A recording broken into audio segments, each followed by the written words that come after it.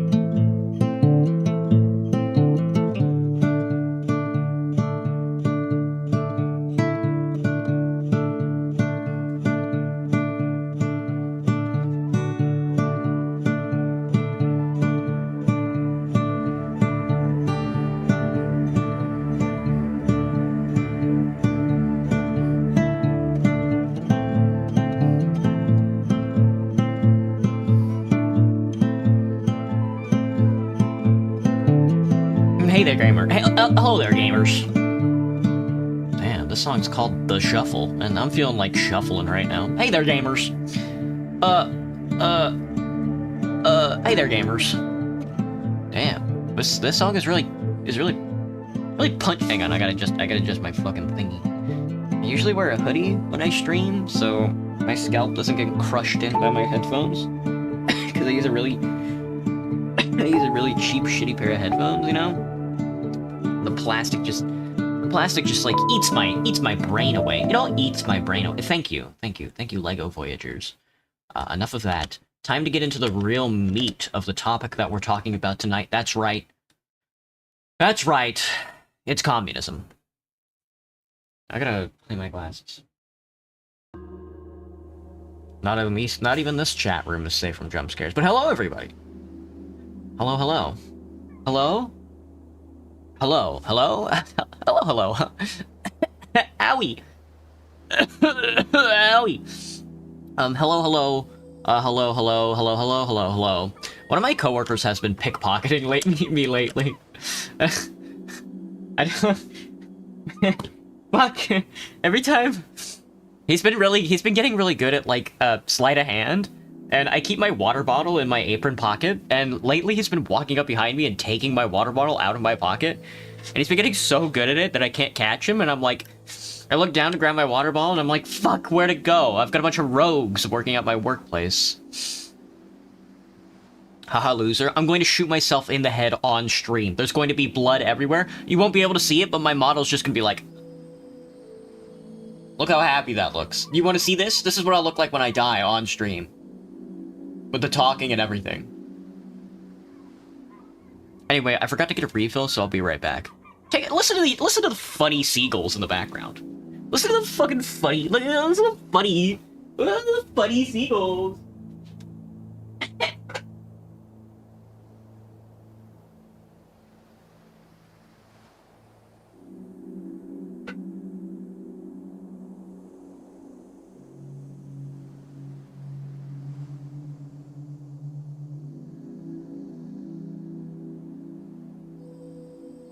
Oh shit. Oh shit. Oh. Greta Van Fleet, Black Smoke Rising. It's the poo age crisis. Oh shit. Oh shit. Ow. Stream not long enough to come back from the dead. Well, I mean, speaking of the dead. Oh fuck. I forgot our session comes with like a... Dude, our stats are fucked. Our stats are so fucked. We haven't even begun to play that. We haven't even gotten out of the demo yet. You know? We're still in the demo. I can't believe this game is a gigabyte big. That's insane to me. I guess games don't need to be large anymore. 2 or 3 hour stream? Probably a 2 hour stream. I gotta fry some chicken tonight and then go over to a friend's place. And then I have to write a paper. Oh, welcome to Tolstad. Where's my buddy? There's my buddy. We are going up to Hightown to... When did I get fucking here, dude? We're going up to Hightown to... God, this quest tree is insane to me. We are... Oh, right. We completed the Dragon of Tolstad. I don't think we ever completed the... My game is lagging. Hang on. I gotta get this at a full screen. It's doing that. It's doing the funny thing. Get this at a borderless. Go full screen. Just kidding. Go windowed. Alright, then go borderless. Alright.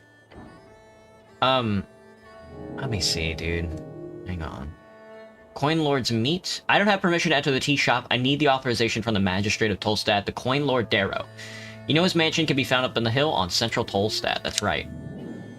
Alright, that's what we're trying to do. We're trying to get up to Central Tolstad so we can get the Coin Lord to give us permission to enter the tea house, or we'll fucking die. Anyway. Let's interact with the funny. Hang on, what's this? Something stuck in one of the roller mill blades.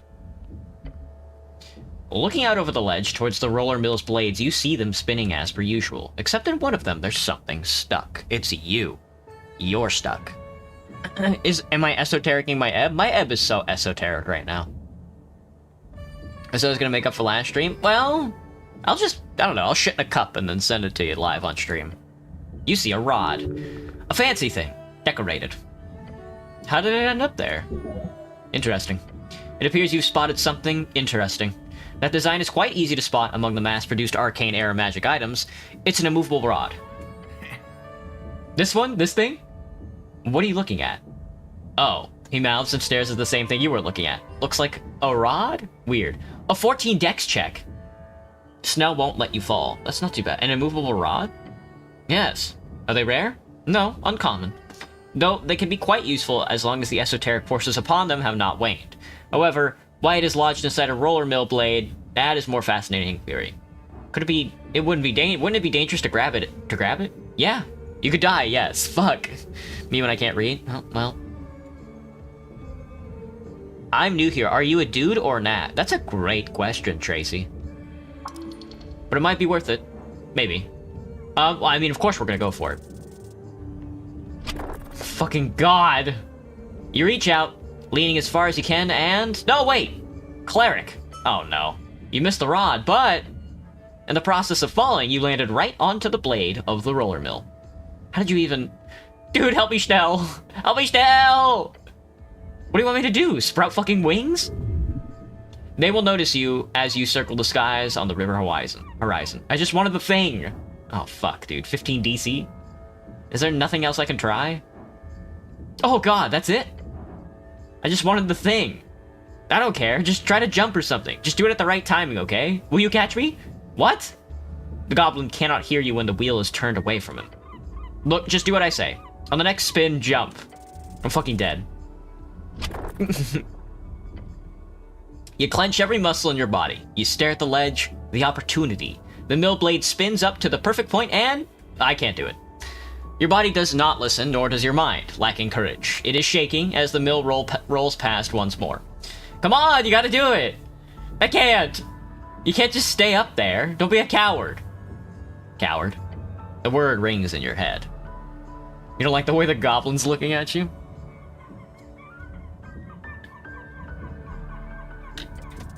Wait. Oh, fuck. 4 HP. Fucking coward. No, dude. Oh, thank God, dude. The roller mill spins and spins. Take a deep breath. Your arms clenching the side of the mill blade, your opportunity slowly approaching. The goblin watches with trepidation and takes a step back. Let's jump. You leap through the air. Far, but not far enough. Cleric! At least for a graceful landing. Grab the ledge. Fucking Jesus! Your body slams against the hard wall, your gloved hand clutches the ledge. You pull yourself up, rolling over the side. The goblin helps as well as he can. Okay, close one. Getting called a coward so hard it physically hurt. It did 4 health points to me, man. Evil. Am I alive? Somewhat. As you stand up, you realize something falls to the ground. The rod. It lands with a thud on the stony walkway. Oh, when did you grab that? I'm not sure. I got the movable rod. It's a hard wooden frame with fancy iron set pieces on each end. Along the handle is a button. However, it appears permanently pressed down. Oh, it's an immovable rod. I've seen one of those before. I don't think it's supposed to move though, right? Investigate it. A quick swipe of your hand reveals its magical nature. However, this item is clearly broken. Oh, fuck. Getting called a coward hurt more than hitting a wall hard? Damn! Broken how? Try giving it to the goblin. Hand it over. The goblin grabs the rod. Let go. As you do, the goblin holds it alone. Yeah? It's really light. It's esoteric, clearly. Try tossing it in the air. He shrugs. Okay. He tosses his hand up, and the rod does not leave his palm. What? He mutters and tries to let go of the magic item. I can't. It's like I'm glued to it. What the hell? Here. The goblin hands it over to you without a problem. He looks perplexed. Try touching it against the ground. As you do, it gets stuck to the ground. Obviously. It's a broken, immovable rod. It's a movable rod. Sure. Huh? Whatever object it touches last, the rod will be esoterically locked and aligned with it. It cannot be moved once it touches an object until it comes in contact with a second object. What constitutes an object in this case? That would be an esoteric designation, usually determined by belief or common esoteric forces, or set in specific rules left by Jor. In this case, it seems to indicate a dynamic object connected via mass. Were you to cut your arm off, that arm would be a new object. Were you to place that arm on the ground, it is not a new object. But were you to, for example, staple the arm to the ground via pittons, then it could potentially constitute as part of the ground, depending on how harsh the defining forces are in this particular case. Either way, there's no real use in defining those rules right now, but it would be interesting for further study at a later date. If it was Harry Dubois, it would be more brutal. I would have died. I would have had to, like, suck down, like, 6 health potions. What can this be used for? Used? Nothing. It's quite literally a useless stick. Really? Well, if used very carefully, it could be a bookend. You know how it works? It's stuck to one thing, and when it touches a new thing, it's stuck to that instead. Something like that. Something, sure. Look, it's clearly useless, but now you know. Was it worth it? I mean, it's a cool stick. I want this. I want the letter wedged in between some roof tiles. That's what I'd like. I guess we could heal. I do have 4 ticks. Shield of Faith wouldn't be too bad. Or I could eat an apple. Well, I got the funny stick now, lads. Lads, I got the funny stick. Oh, +1 dex, though! Is it a weapon? It's not. An uncommon magic rod. When you press the button, it's supposed to be stuck in place near unmovable by anything but incredible forces. Near unmovable by anything but incredible forces. This one's broken, however. The button is permanently pressed down, which causes the rod to be permanently stuck, but only to the last surface it touches. You can carry it around. It's kinda neat. Gives me a dex point.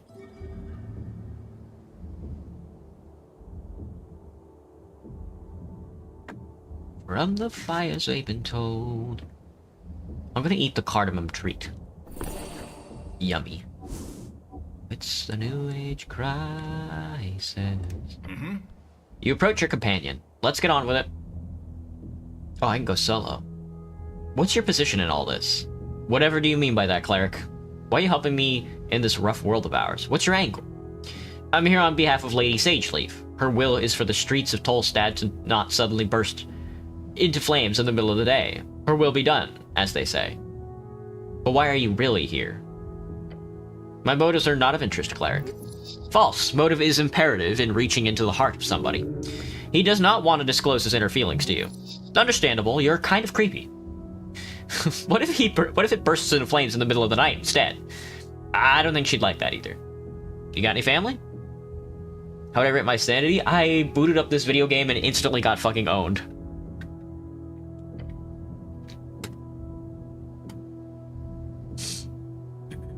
I'm a goblin. What do you think? Goblins normally live in tribal societies with broad family structures. Your companion most likely has, at the very least, a dozen or so siblings. Any less would be remarkable, even in Norfolk. Why would you care about a goblin family structure? They don't even have their own culture. That was the point of their genocide. Well, I don't know. Yeah, I got a lot of siblings, duh. Ain't got no offspring, though. Thank the gods for that. I see. You're infertile. What the fuck? Yeah, fuck them kids. I see. You must be infertile. The goblin suddenly looks very tired. He stutters at a response. He does not want you to go any further in this line of inquiry. No, cleric, I'm not infertile. Oh, prove it! No, dude! Second guess. You're a eunuch. Nope, wrong again. The tenacity of this goblin. He's got the patience of an earth elemental. I see you're uncomfortable. I will stop asking about this. Should I ask to see his dick and cock and balls? Should I ask to see him come? I can prove it. Stop hitting on this fucking goblin. I'm not gonna do that. Actually, I'm not sure how I would even do that in a reasonable time frame. What do you mean? He looks away and says to himself, why am I entertaining this? I see you're uncomfortable. I will stop asking about this. Thank you, cleric. He looks relieved.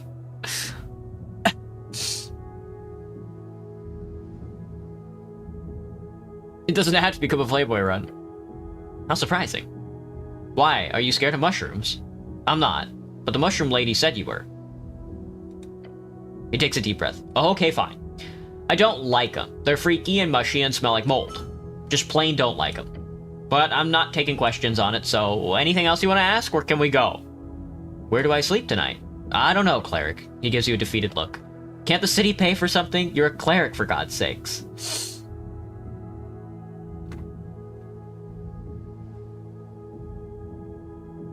Guess I could ask the coin lord. Ah, yeah, Darrow's your boss on this job, isn't he? Guess you got another thing to talk to him about. Fun. Alright, come on, killer.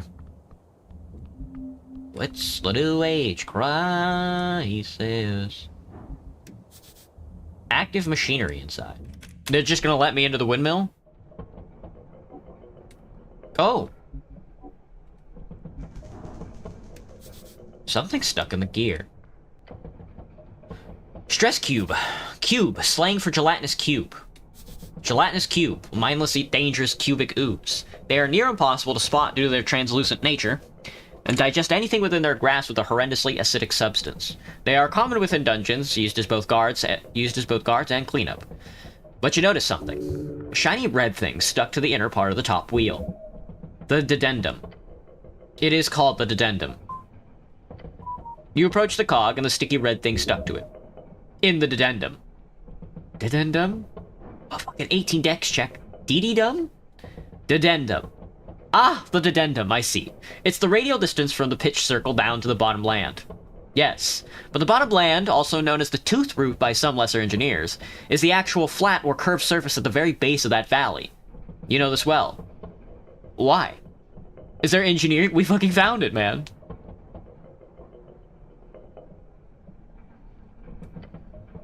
You read about it in a book once. You read about it in a book once. It was a very old guide to machinery written before the Coast War. Oh, cool. That might come in handy. You mind if I grab it? Oh, the stress cube. 1 strength. I'm stealing this item. Oh, it's a pickpocket check. Oh. You swipe in a hand, and... this doesn't do anything. It's stuck. Yeah, this is... bad. Oh, did I just get... your fucking fingers? Fucking owl? Your gods be damned fingers. The pain blinds you, but you feel it. The fall. Hit the ground. I fucking died. I failed a death save throw? I failed every single death save throw. I fucking died, dude. Oh, God. I didn't even save. Fuck. Evil ass cube. Fucking bitch ass cube killed my ass. Did I get the thing? I got the thing. Let's go do it again. Yes. Yes. I'm getting that fucking cube, dude. You can't stop me. Trifle it. Roll me. Fuck.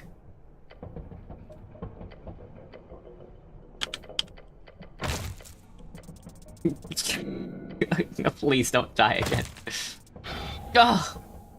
Well, you're alive. Somehow. That was fucking awful. But it was so close. Oh, I gotta... hang on, I'm lagging again. I gotta reset my funny.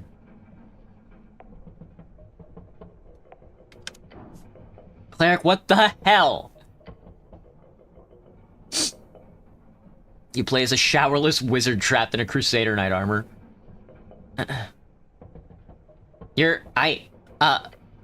goblin lets out an exasperated groan. Be more careful, okay? Next time? Come on, you gotta try it again, don't you? Leave the giant cog alone, man. The roller mill workers kept more than ledgers in the archive. Oh. Ooh, 3 incense. That's chill. Oh god, there's several stale baked goods here. Oh! This must lead to the rest of the roller mill. Near the water. Don't fucking fall in again. Ladders, the straightest form of ascension. The gayest form of ascension. You glance at the ladder. No, why is it a check? It shouldn't be a check, dude.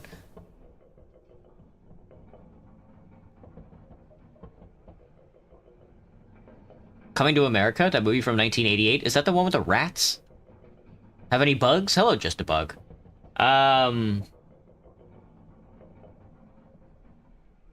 Not personally just a bug, sorry. Would you like an ant? It's one hell of a climb. What kind of a man... No, what kind of human cannot climb a simple ladder for 20 short feet? It would be embarrassing for anyone of any age to fall from this. Yeah. An esoteric tingle leads me astray. Attempt to climb it. Whatever, dude. You've never seen climb. Taking a confident step onto the ladder, you begin to climb. You close your eyes as you do so in order to fully immerse yourself in the experience of changing your elevation. Fucking scary. But within a moment, you are at the top of the ladder. God, you're slow. Can we get moving now? Can we get moving now? It's little age cry. Hiss 6. Shall we give it another go? Where are you going? Up to the roof! I want to go to the roof. Oh, there's also papers. Run the fires we've been told. Damn. My thing constantly needs to be reset. Stick to window trigger. Is this a spell? Resistance note. +1 strength, -2 wisdom. Oh, I want to read that. I want to grieve that. Any plans for a 2K special? No, not really.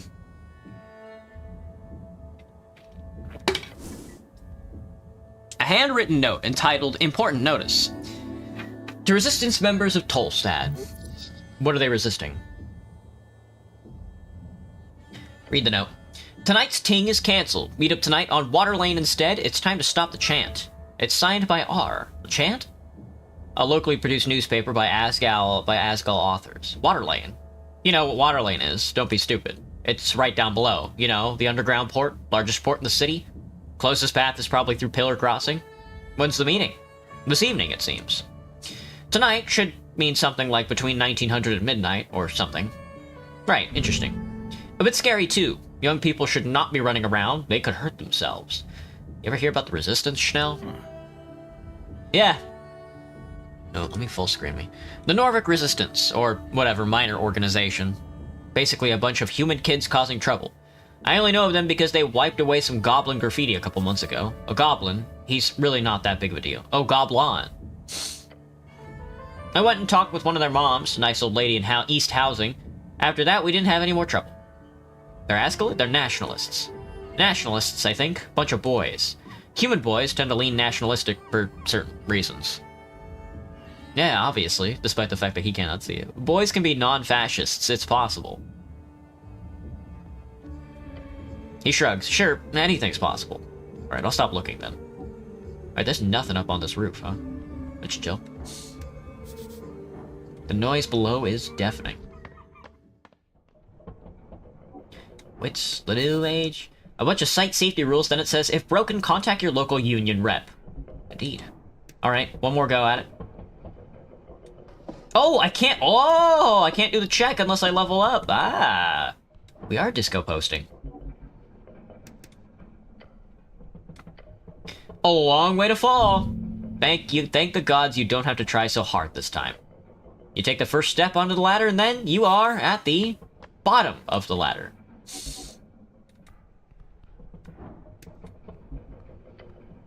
A wooden door blocks your path. Time to feel the handle. Wompty Dompty Dom Center? Me when I'm at the Wompty Dompty Dom Center? I don't remember what the tick was. For Wompty Dompty Dom Center. Or I don't remember what the solution was. The ladder scene? Yeah. Feel the handle. It refuses to bulge. Oh yeah, locked tight. That must lead to the back office. Haven't been in there before, but I think they closed down a while ago. Heard rumors from some goblins that worked here. I think the owner fired them all out of nowhere. Huh.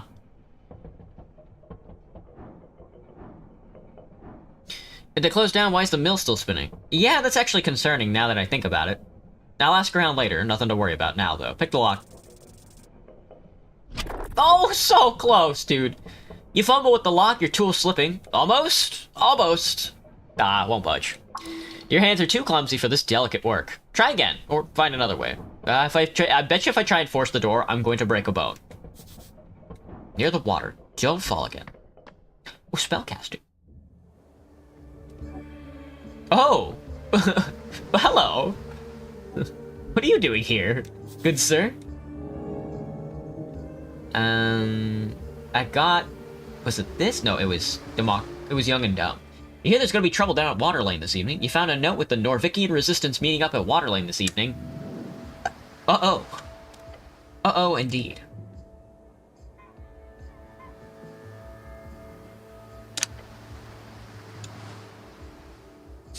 Moonshine. The ladder scene? Apparently it's because they had no animation for it in-game. That's funny. I remember you, Blue Lobster. A regular, non-giant crab. You spot a crab on the rock. Official name, Tornian Crawler. It does a little shimmy. Yes, Cleric, that is a crab. Pet the crab. Bad call, hombre. Hombre is slang adopted from cat speech. It means man. You reach forth, and the crab immediately snips into your index finger. Huh? The crab pincers grip your finger, and hard. Hard. Your index will come off soon. Help. I died. Can I save this throw? I did it. I fucking died. I fucking died again. He clipped my fucking finger off and I died, dude. God damn it, man.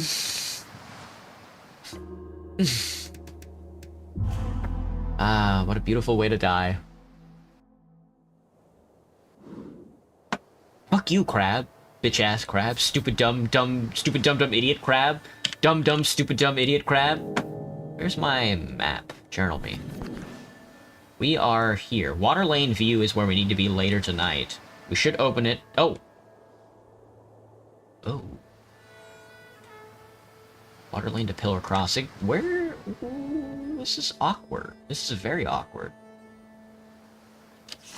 Let me go through here, see where this takes me. What a fucking labyrinth of a city, man. Conquest by river, by land, by heart. Isn't it just? Oh, Tolstad. Oh. This goes here. That's very awkward. Alright, we don't care about water lane just yet. The helmets. You may not de-equip your helmet. You are a knight of honor because your face is so fucking ugly.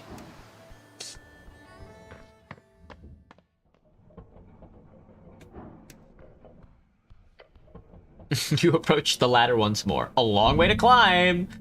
Thank the gods you don't have to try so hard.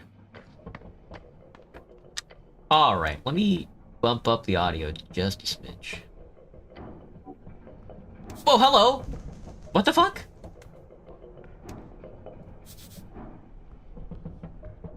See that lobster? How's the moonshine? The moonshine won't be done until later. At the current moment, the honey mead is done. And I tasted the honey mead, and it tasted like awful ass shit, piss, and cum.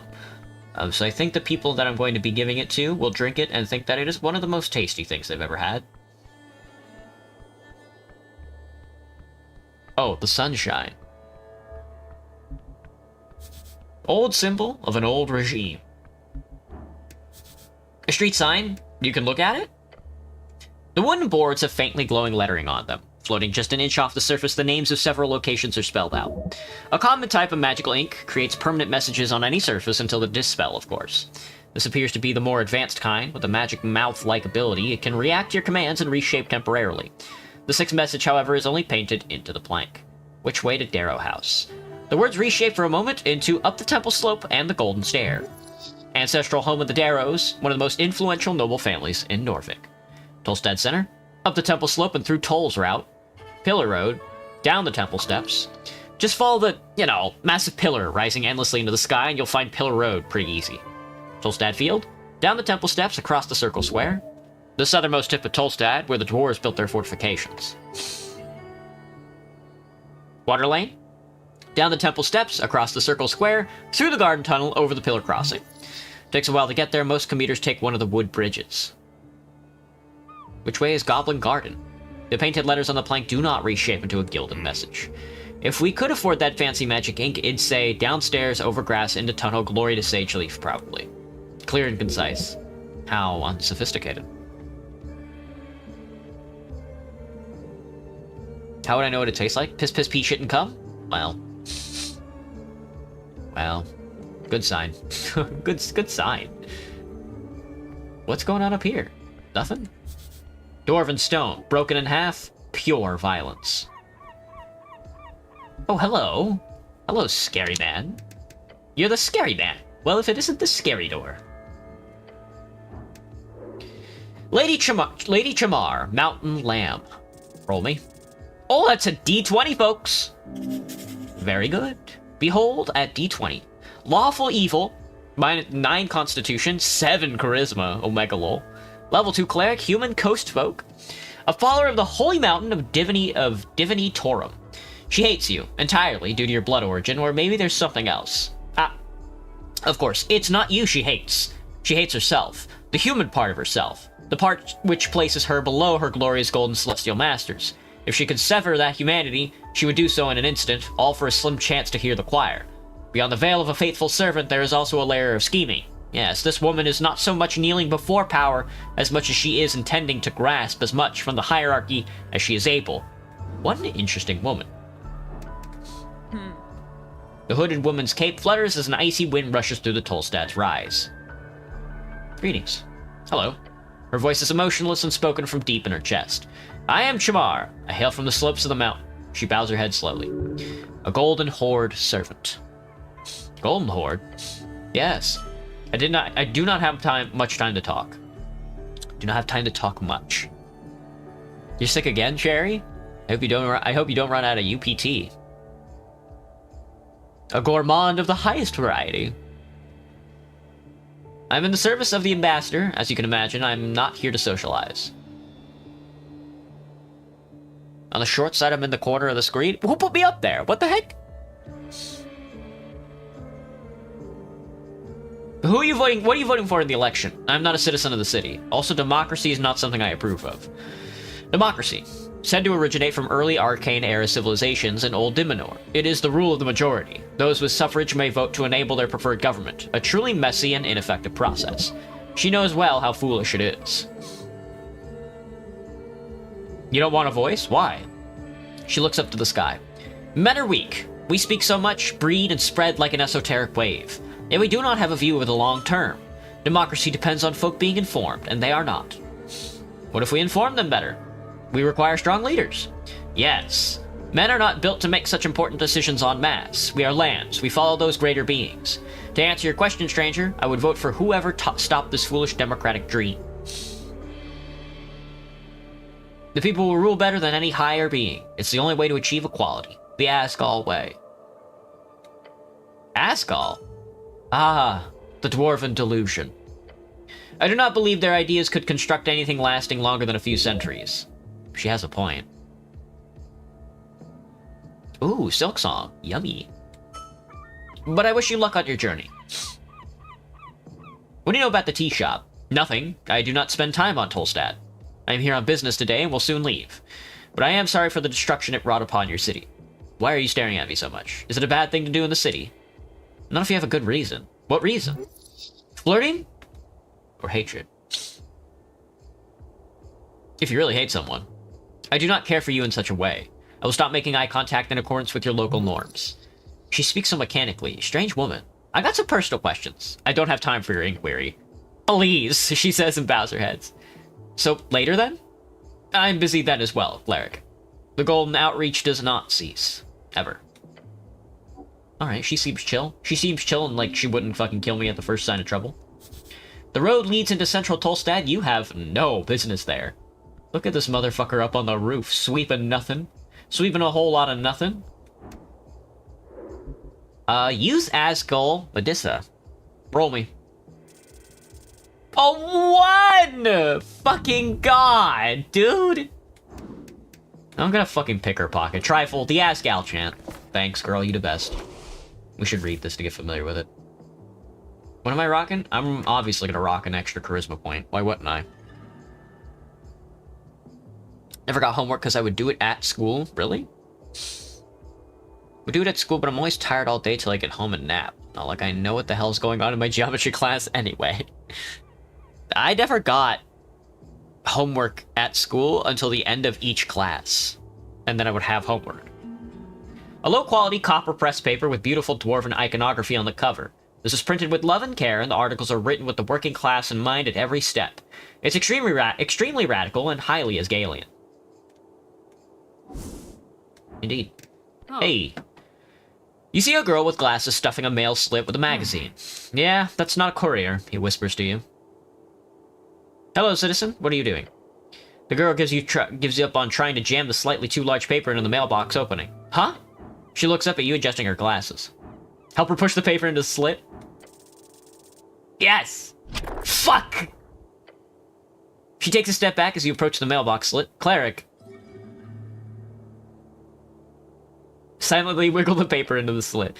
The thick magazine seems to have gotten stuck. You push and push, yet it won't go in. I don't have time for this. Medusa! You hear a voice call out from down the alley. Let's go!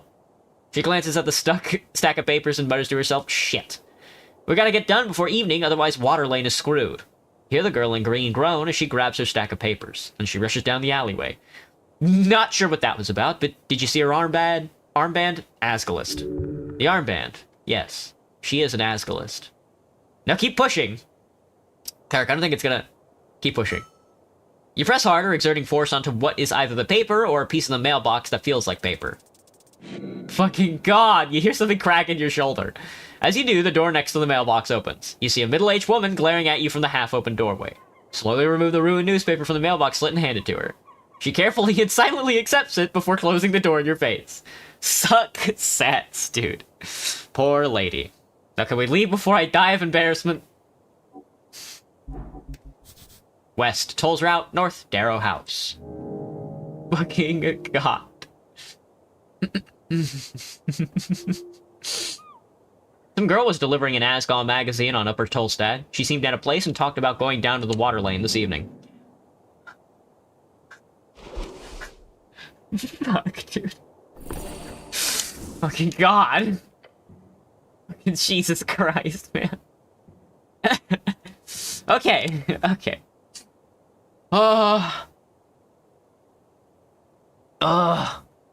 Alright.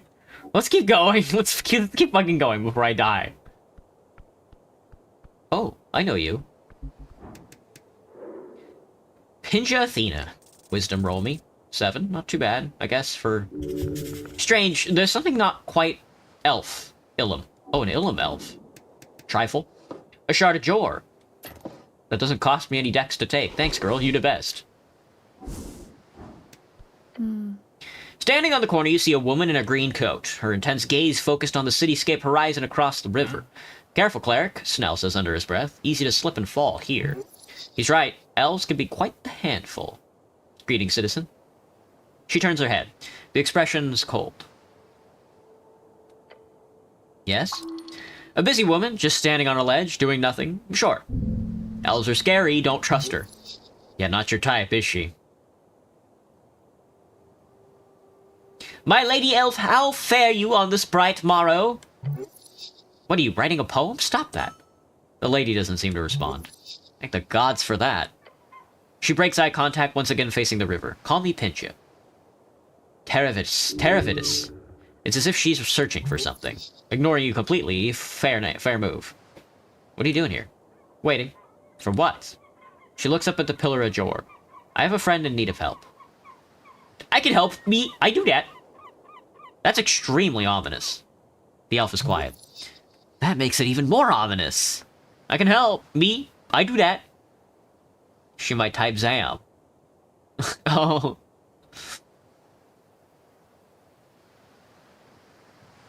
Oh, you got forced to play a horror game, Cherry? That's scary. She shakes her head. No need. I've caused enough trouble as it is. Please, I want to help. The elf is quiet. Convince her that you can help. 5 DC check. Oh. You feel a surge of confidence. There's only one way to make her give you this quest. Prove your heroic qualities. You know who I am? The elf does not respond. I'm the man that'll save the world one day. The elf turns and looks at you. If your friend needs help, I'm the guy to do it. She stares at you for a while, taking you in, then gives you a little smile. Success. I'm impressed. What's the quest, my fair lady? Don't call her that. Fucking you. She looks away once more. There's a paladin. Lord Gorm of Norfolk. The missing paladin. She nods. He is a city paladin. He's lost his way, completely. Is he here, on Tolstad? She glances towards the pillar. Her look is stern. He is close. The elf speaks in riddles. Very dramatic. She means he is physically close, but spiritually far gone. Or the other way around. I can't say much, but if I could just one more chance, if you find him, Ran, tell him. Tell him sincerely, with all of my heart, he can go fuck himself. The trauma! Wow! Gorm is not her friend. He's not the one in danger. Who's your friend, then? She is... The elf closes her mouth and shakes her head. Fascinating. So secretive. Where can I find him? She shakes her head. Can you tell me anything that would help me on this quest? Leaning forward, she whispers to you, one thing. Lord Gorm might be lost, he smiles. But you don't have to be. She looks up towards the clouds where the pillar disappears into the blue. I will find him, my lady. Thank you. Quest acquired! Well done. And now you just need to find a lost, drunk, famous paladin somewhere in this massive maze of a city. Fun times. You got a full name? She closes her eyes and nods. Pinja Athena. Pinja of the Mend, an elf of the Ilum Forest. Interesting. Athena is an elven title granted to those related to Ilum the Mender. She could be rich. Elves tend to be that. Now that Roblox was mentioned, I can say that grace is awesome. You think saying grace is awesome? What do you know about the tea shop? Sad. What happened? She looks down to the river. I agree. Tragedy. Tea shops are sacred. Not that sad. No one even died. Tea shops are sacred. The elf does not even appear to listen to you. She simply nods and mutters, Are you here to look into the tea shop? More or less, yes. Oh. What do you think happened? Rogue spellcaster. It was an accident. No clue. It's probably not too complicated. You see the elf look at you with her piercing eyes. Thank you for your service. It's my duty. Are you saying that to get me to stop asking you questions? The elf says nothing and just turns away again. It's a very talkative lady. How are you connected with this missing paladin? She shakes her head slowly. It's like talking to a fucking corpse. Speak with Dead would give better answers than this. Oh, well, speak of Dead. Speak with Dead. A third-level necromantic spell allows you to animate a spirit into a corpse and have it answer 5 questions as long as that corpse retains a suitable vessel. It mainly boils down to still having some sort of mouth, including a functioning jaw. Got it. She nods. You feel a great emotion well up inside as you turn to leave. Hey, Cleric, you okay? It's just a lot. He glances out at the horizon. Yeah, sure, I get you. He thinks the view is wonderful as well. The journey will take much. Yes, Nell. Yeah, it will, bud. Yes, it will. Yes, indeed. Yes'ms. Tasty, tasty yes'ms. We could talk to Darrow, or we could shit our pants. It says Darrow House in glowing, magical lettering. Hey, you mind if I take a look at your snail? A truly ancient piece of history propped up as a garden decoration. You mind if I take the snail? Fucking shark. Jor, come on. Fresh apples. Most of them. Oh, 7 apples. Thank you. Well, don't mind if I do. Okay, so they give you a lot of food in this game. Something tells me they want to give you a lot of food because you're going to be fucking up a lot. The Magistrate's apple tree. It's bracken. A branch from the majestic apple tree in the Magistrate's yard. Seen anything suspicious lately? Snell gives you a concerned glance. Then he too turns to the tree and growls. You better answer quick if you want to keep the leaves, buddy. The tree does not respond. Damn, guess we'll never know. How do I reach those apples on the roof? You'd have to use Mage Hand, of course. In order to procure, make sure to dive through every source of esoteric knowledge you can find on this forsaken island fortress. Shall we climb the branches? So we shall! With a heave and a hoe. Great job on your climb. I'll stay down here, though. You made it. Lovely. Oh, well, don't mind if I do. Ooh, yummy. Ooh, yummy apples. Oh, and 3 shards of Jor. Jesus. I'm not talking that much. Alright, now here's the trifle, dude. Branch from the majestic apple tree in the Magistrate's yard. You seen anything suspicious? Alright, well, time to climb down. Oh, fucking thank God, dude. With a heave and a hoe, you make it. Hell yeah. God in heaven. Alright, girl, what's up? What's up, girl? How you doing, girl? You ain't gonna turn me into ash, are you? You're not gonna turn me into, like, sand and dust or whatever it is you do? Etir, City Sworn Angel. Fucking God. Nothing. Hello! Etir, the City Sworn Angel. In the Coin Lord's garden, you encounter a porcelain specter. Her armor glimmers, her very presence blinding you. She floats gently in the air, strangely unaffected by the river winds. Your goblin companion keeps his distance, muttering under his breath a word of disdain. The scariest game possible? Quake 4? Hello, game. Bow your head. The creature does not turn to face you, instead her many eyes simply pivot their gaze. A handful of Celestials are employed by the city after the clan deals of 13. The clan lands deal is in 13 PE 14 years ago. A fragile peace was signed in the Halfling clan lands to the west of Norvik. The Golden Horde has since been a powerful ally of the city. The clan lands is a term for the unified Halfling states in western Iskan.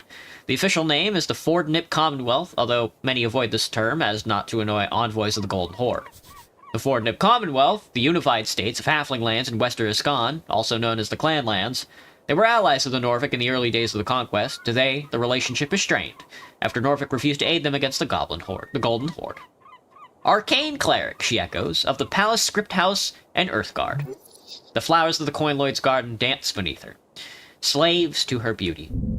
You will be one of them. Ran. How do you know that? She now lifts her chin. Then she opens her mouth to speak in a projected cold tone. Etir. She says her name like a declaration of existence. Better get high and play horror games. Not really an introduction, more of a checklist of etiquette. As she states her name, you realize her mouth is not moving. Telepathic communication. The goblin gives you an uncomfortable look. He clearly does not enjoy having telepathic conversations like this. Snell is joining the mind talk. Great. That's a nice name. She does not respond. Whatever you do, don't mention the eyes. Oh, you're feeling something here, all right. Something fierce. You could shake her up with a nice comment. She would destroy you. She is too powerful. The angel would step upon your soul, stomp on it. Tell her what you think about her many eyes. Oh, no. The smooth thoughts and endless love, it's overflowing. This has gone too far. The only way out is performance art. Pray tell, thou celestial harbinger of such splendid beauty and gleaming countenance, if the light might truly be of your making, for thine ethereal and glorious nature beheld within that halo of eyes, is my duality which foreverly plagues my being and soul. The sun, I say, the sun is nothing compared to you. Point at her and whimper. As you finish your rambling, there is a silence sweeping over the magistrate's yard. For verily is not a word. Now it is. Bow down before her. As your helm touches the ground of the Magister's garden, you feel the urge, the overwhelming and excruciating final urge to tell this angel one more thing. Hello, Liam.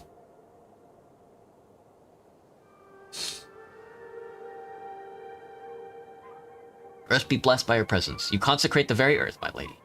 Nice to meet you. The goblin's eyes dart back and forth between the two of you. He's expecting a retaliation. The words escape your lips like smooth, honey? Yeah, honey. I'm sure she loves that. She looks down at you with many eyes. No response at first, but then she raises her head. Thank you, she says. What was that? A philangistic agenda? A dry reply. At least she's not pissed. Take that as a win. Hey, Snow whispers to you, don't mess with this fucking thing. Be careful now. Cut to the chase, she clearly has no interest in small talk. Nice weather we're having. I'm here to investigate the tea shop. The eyes just stare at you. They spin gently around her. Great, nice, we got that cleared up. It's like talking to a brick fucking wall. She's very non-vocal. We're getting nowhere with this, be direct with her. That would make things easier, just don't be too rude, okay? Great, so, the eyes stop spinning. She can sense your impatience. The creature is dread itself. I'll be honest, I find you very attractive. I need to speak with Darrow. Hello, Zenizo, what's up?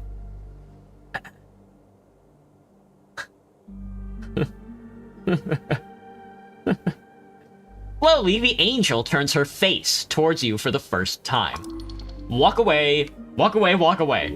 You could feel Snell sweating. Malutki Prizvoyevu. A celestial tongue. A common derogatory saying among the horde. It means something along the lines of, the little one speaks. She's mocking you for sure. Okay, sure. Now about the magistrate. You catch her head twitching to the left. A twitch? She's annoyed? Coin Lord Darrow is busy, she speaks. I'm here on city business and I need to speak with him. She looks to her right, towards the building, leaning against the ancient towers. After a moment of silence, she says, Coin Lord Darrow will be available post-midnight. He will only be available after midnight, between 0 and 6. He will be in his restoir.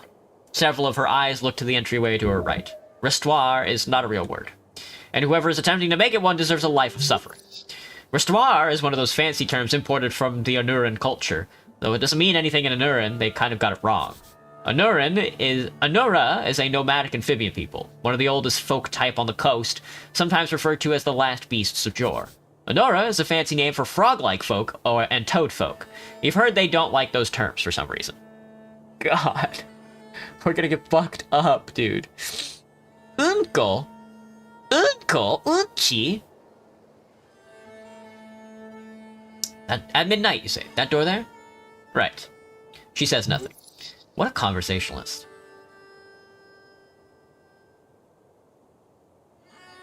You speak good human for an angel.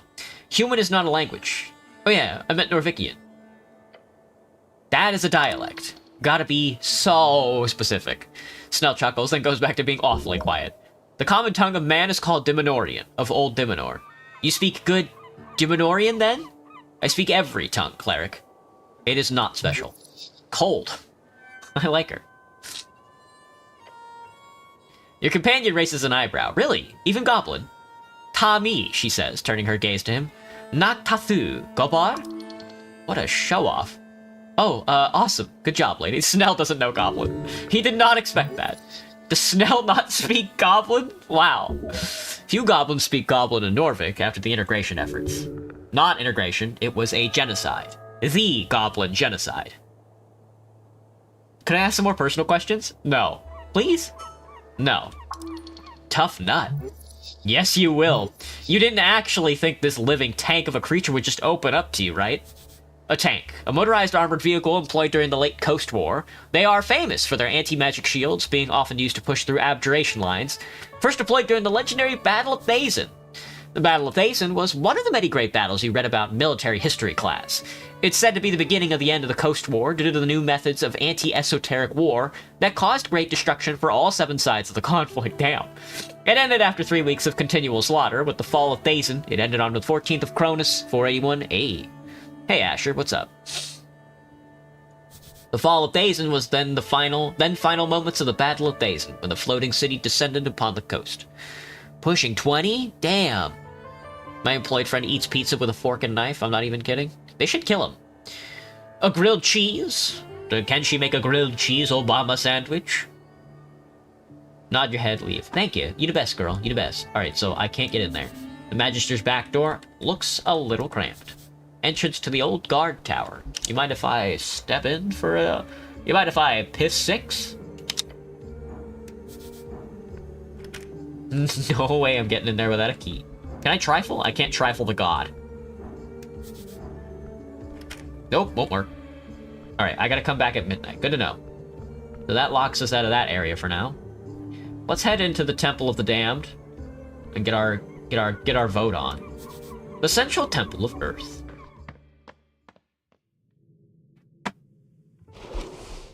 Oh, right, I got another Shard of Jor. Oh, right, I picked up a new quest. Where is it? Phylogenistic agenda. Women, they're everywhere. Your worth as a man is based only on the admiration you get from them. Your goal? Get a date. A real date. Good fucking luck. All who pass are mine to keep. The election looms. 4 days remaining.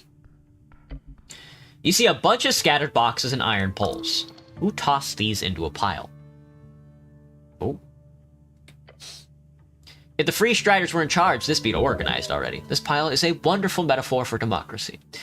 How long do I have until the election? 5 days. It is March 22nd. The election will occur on the 27th. Cool. Good to know. You see something shiny. Time reclaims all. A Shard of Jor. Well, look who it is, if it isn't a Shard of Jor. This fucking... It's the duck, dude! Why is it always a fucking strength check?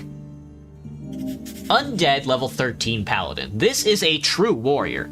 He's off duty, but whatever duty that is everlasting. Trifle him. Steal his axe. Steal his fucking scythe. The Caretaker. 22 dex check? Advantage against chaotic creatures. 1 strength, 1 constitution, 1 wisdom, 1 charisma. Inflict wounds, dex 10 check. Crypt key, +1 constitution, -1 wisdom. I need that crypt key. Inflict wounds wouldn't be a bad spell to have either.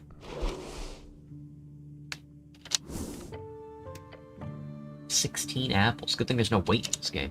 I think I want to look at the giant wooden carving of Earth, father of Norvik.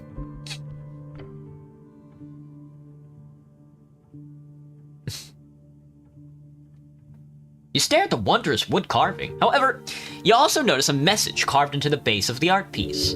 This was not an artist's intention. It says, Goblin was here. Seems like goblins work again. Goblin was here. Is Snell Goblin? Vandalization. This happened because you are a weak man with a small member. The entire world will continue to degrade over the centuries because of it, and it's okay. It's just the way things are. Famous artist, that guy. Never seen him, but you're definitely seen his work. A bit rude to just carve his name into the statue like that, but he's known to be a bit of a dick swigger. It's not a big deal, it doesn't matter. Really? Yeah, I'm fine. He squints and nods slowly. You're sure? Goblin is an artist. He's technically wanted in most districts, but no one even knows if he's real. Might be a dozen little guys running around with the paint and carving tools, who knows? I should try to remove that message. Is this really your duty? Easy job! You'd have to take that carving knife by the candles and attempt to remove the goblin message from the statue. Does this really have to be a sleight of hand thing? Can't I use the powers of my faith or something? What are you gonna do, close your eyes and pray? If you don't want to clean this old wooden thing up, you gotta handle it carefully. Yeah, it's not something you can solve with faith. Trust the artist within. Trust your faith. Nah, that's a bad idea. Alright. No, I don't believe, dude! Well, I fucking should've. You start working. Picking up the tiny carving knife, the same that was used to scratch the wood. You clean this up quickly. Spend 10 minutes working on it. With dexterous fingers, you precisely carve a layer off the statue. Within a few minutes, the message is entirely gone. Hanging onto a dead god. It's sad. Fine craftsmanship is what it is. You could have been a woodcarver in another life. It wasn't... If it was in any way a lucrative career, that is. What do you think about the statue of my god, Snell? Real human culture here. Looks much better now. You've done almost nothing, but it is something. Hell yeah, you sure did a great job. Only problem, you did it for free. Like some welfare janitor. Next time, give a quote. My work is done. What do you think of the statue, God? What do you think about the statue? Yeah, good job. Expecting you to crack the thing in half. But you didn't. A glorious shrine to the one and only Earth.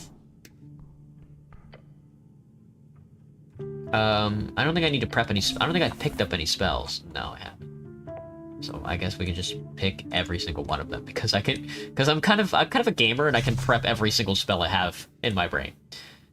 I don't need to pray. Well, let's pray, actually. You take a deep breath and begin your prayer, and... tranquility. The Star Witness. One strange detail. A fake name. A man in yellow. Follow the trail. Contemplate women. They exist. They prosper. You will not have one, for they are not yours to have. Though there might be some who fancy you, if you show yourself to be a good man. Or bad, if you want the baddies. Druidism. The Undercoast Elf is a good woman. She holds many natural friends in this unnatural place. If you wish to seek the green path, then be nice to her, friends. Perhaps one day you will join her. Excellent.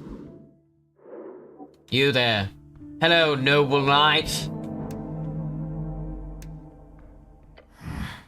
The Duck. Duck, a waterfowl common in Ascani Lakes. A dark iron can of man sits alone in the temple steps. Duck is a nickname for a warrior who fell in honorable combat and then later revived. Sort of a synonym for a coward, but not necessarily. Duck is a scary thing. They used to chase you when you were a kid out in the country. His face obscured, an axe strapped to his back. I have questions, good night. His helmet head is slumped downward slightly. Is he asleep? Hello? No response. Hello? Metallic scraping noise fills your ears. The knight is moving ever so slightly. His head turns. Oh, fuck. Your name, soldier. His voice echoes out into the open chamber. Arcane cleric, at your service, my lord. The knight's head slumps once again. Speak your mind, soldier. Who are you? He is silent for a moment. You feel a light breeze pass through your armor. A draft, perhaps. There's a secret door here somewhere. The Duck. Excuse me? I am the Duck. That's wild. You should be proud of your name. The knight does not respond. The name of his is a code name, surely. Are you Lord Gorm? No. Have you seen him? No. How do I open the gate down the stairs? I have the key. Can I have it? No. You're too weak for that. Who's he to judge you? The city below is dangerous. You should make sure to prepare properly before heading down there. Perhaps bring more spells. Perhaps make sure to recuperate enough for you to once again be able to cast higher tier spells. It is embarrassing you have not already returned to your former state of esoteric mastery. The city below, it is darkness incarnate. Do not tread without care. You never do. Why are you loitering here, knight? I'm not. The cold voice echoes throughout the chamber. What are you doing then? I'm on my off hours. He speaks as though he's reading from a script. You Earthfolk? No response. Just don't cause any trouble. I, too, would like to hang out on the steps of the temple. His helmet turns slightly. Fucking scary. Can I hang out with you? His helmet turns away. Some metallic creaking is all you hear from the night. Serve this man. Whom do you serve? I serve... He says, trailing off. Once again, he turns to look at you, the darkness within his helmet seeming to reach out towards yours. As if grabbing hold of the very air, you feel everything growing cold. I serve nothing. Where'd you get all that cool armor? The knight sits completely still and does not answer your question. Come on, I won't tell anyone. No response. This creature holds no grudges, yet his hollow disposition taunts your senses. You feel invalid next to this man, you must learn from his ways. Attempt to have a firm discussion about masculinity. This should be good. He just sits there, ready for a good talk. The knight shifts slightly, his armor scraping against the rock. The knight turns to look at you through his helmet. Soldier, your presence is unwanted. Present your query, then leave these hallowed grounds.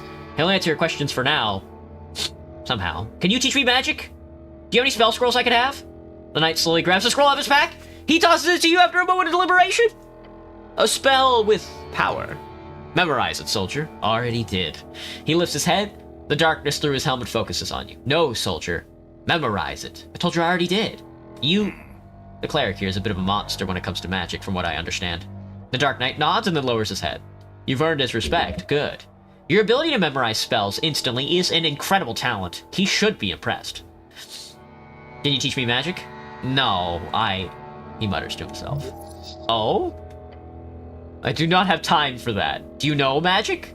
Yes. Are you a cleric? No, I am a warrior. How does one become a true warrior? A warrior! The knight places an iron gauntlet upon his knee and leans forward. A whispering wheeze escapes the slits in the helmet. Serve. Until the coast falls in on itself, until Jor breaks the veil and every god rips and tears our reality into shreds. Serve well, serve loyally. That is what a true warrior does, no matter what. The wheezing stops. Your companion gives you a horrified glance. Yes, I will serve, no matter what. Good. Hello, Stay. He nods slowly. Good, good, good. He lifts his hand and clenches it. Now quick, ask him while he's got his guard down. Oh, an opening, go for it. Wait, who do you serve again? Viskin. He moves his head towards you. No, that is not... Viskin the Mortician? With sudden force, the Dark Knight slams his axe into the ground. Do not speak of that soldier. I won't tell anyone. He returns to his still position. Do not. The knight is now waiting for another question. Luckily, lucky you, he didn't kill you. Oh shit. Well, quick, while his guard's down, get his ass. Wait, who do you serve again?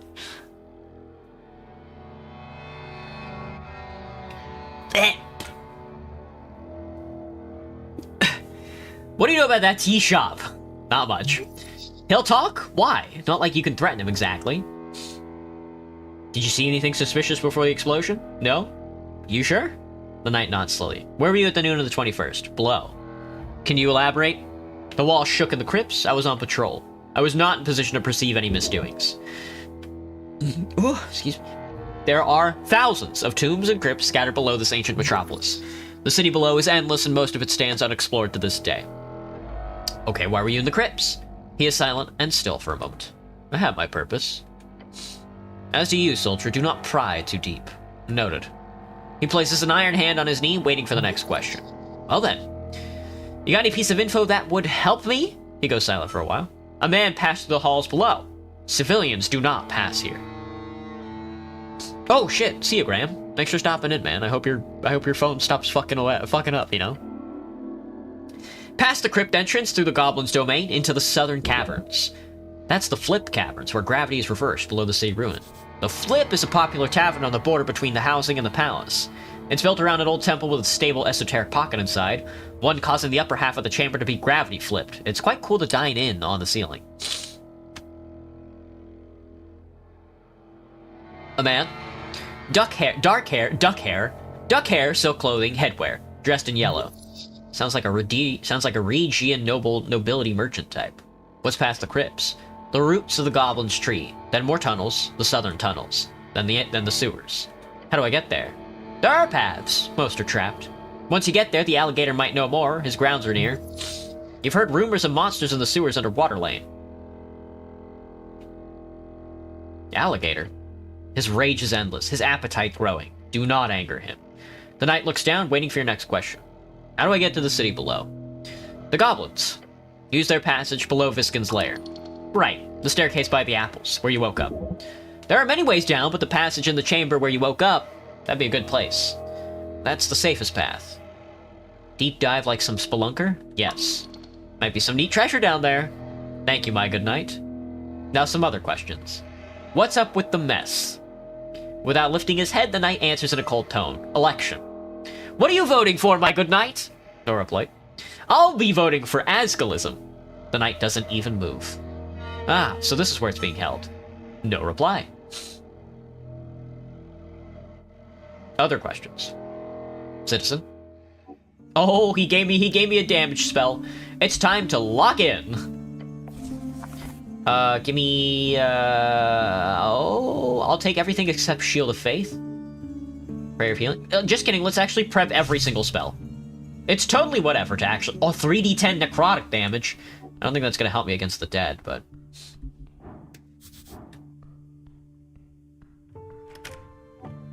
We could try and pickpocket his big-ass axe, and then his key, in case he wants to fight. Oh, ability score modifiers. Alright, it's dawn. Let's head down to Waterlane and see if we can't get ourselves into a tussle. Well, it looks like everybody's down at Waterlane right now. Looking to get themselves into a tussle.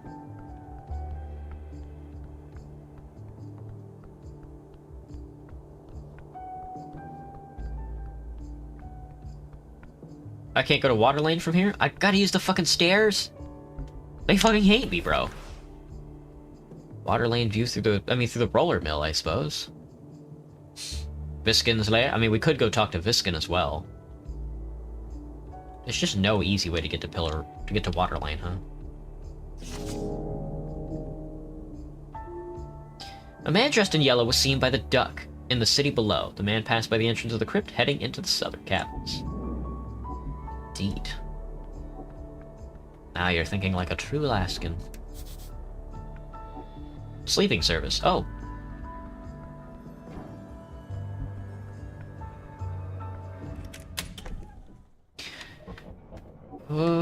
Down me.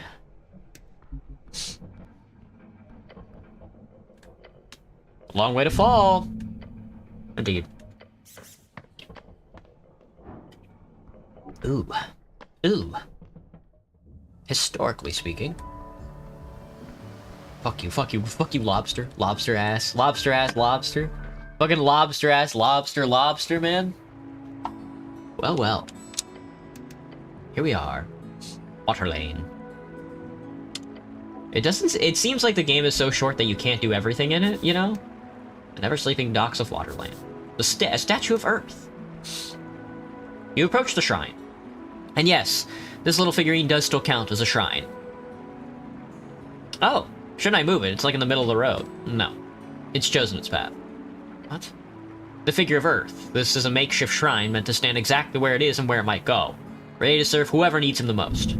You wish you were a man capable of something similar. Oh, it counts as a shrine. That's funny.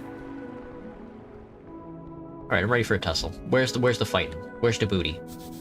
Pipes connect with the vast sewer system of Tolstad. Where am I? Waterlane? Central Tolstad. Tolstad North is huge, dude. Huge. Tolstad East, Tolstad West, Tolstad South. Pillar Crossing. We have not explored Pillar Crossing, like, at all. We've explored some of the Goblin Garden. And we're now exploring Waterlane. And then I'm sure there's a million other locations we need to explore. Waterlane. Oh, well, look, if it isn't a standoff. We love to see it, dude. Behold this. Behold Rolo Malak. I got a 10 roll on him. Human Earthfolk unemployed. Omega lol. The next generation. A late-stage teenager. A late-stage teenager? Representing all young men among the Earthfolk. Statistically, it could be worrying if all young men today feel as lost and unemployed as this one. Then everything must be going to shit. At least he's politically active. Youth ask Almodissa. We've already done all that nonsense. Hang on, hang on, hang on, let me do this. Hang on, you guys look like you're having a serious tussle right now. I'm fucking... Riferous whiff, malatatig whiff. Don't fall for it. This is some type of scam, surely, getting you to root around the trash. The voice is from a primal spirit. Open it. Look to Snell. He gives you a nonchalant half shrug. It's Waterling. There's always something going on here. Open the garbage can. As you lift it aside, you immediately see something moving in the pile of shredded documents and old scraps of food. A pair of legs. Similar. Suddenly jumping out of the pile with a poof of moldy dust is a pine cone.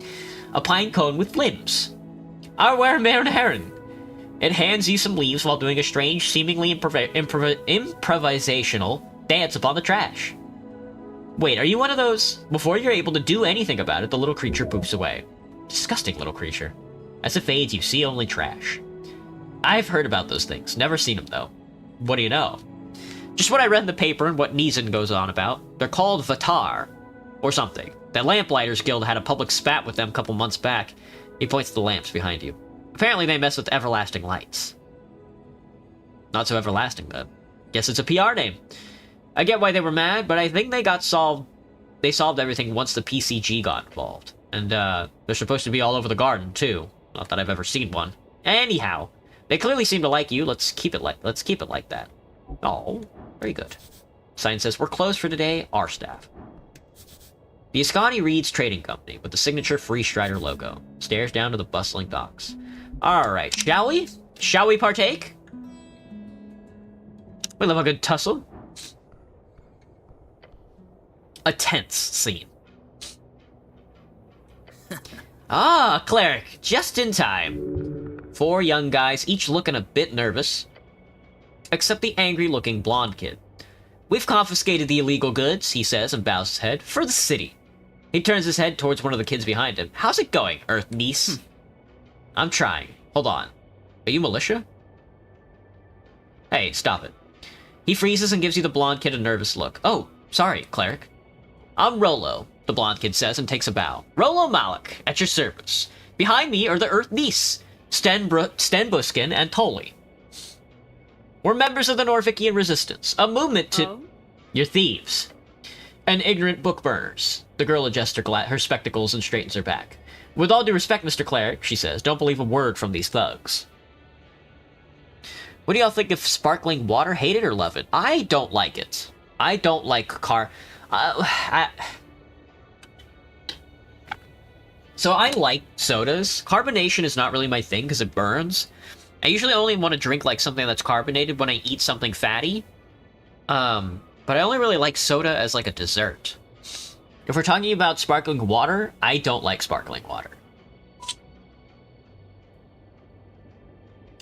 With all due respect, Mr. Cleric, she says, don't believe a word from these thugs. You notice the 2 other girls behind her, halfling and a dwarf, both look at each other.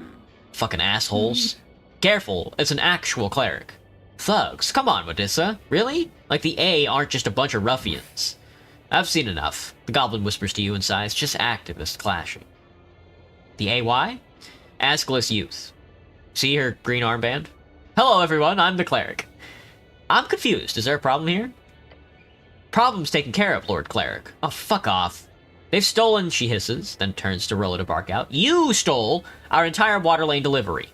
Yeah, sure, of illegal newspaper. CO2's too spicy for his, I assume, white ass. Very true, Prof. Very true. Lord Cleric, I assure you, we're doing the city a favor here. I take that back. It's just a bunch of LARPers.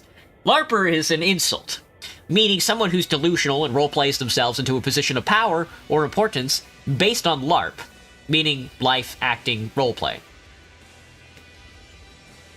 I see it's a lover's quarrel. Lord Cleric, I dig it. I'm the Lord Cleric. Wait, no, I need to correct something here. I'm not actually a cleric. You're not?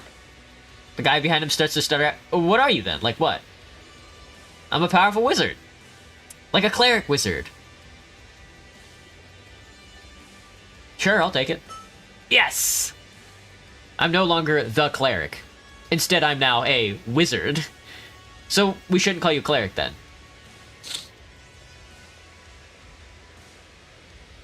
Just stare at him and breathe loudly. The blonde kid just nods. Okay, so I'm sensing a conflict here. You kids even allowed to be out this late? Both sides look at you with frowns. Look, I have a hard time seeing how old humans are as well, but these are clearly young adults, even if they're not acting their age. Shut up, Goblin.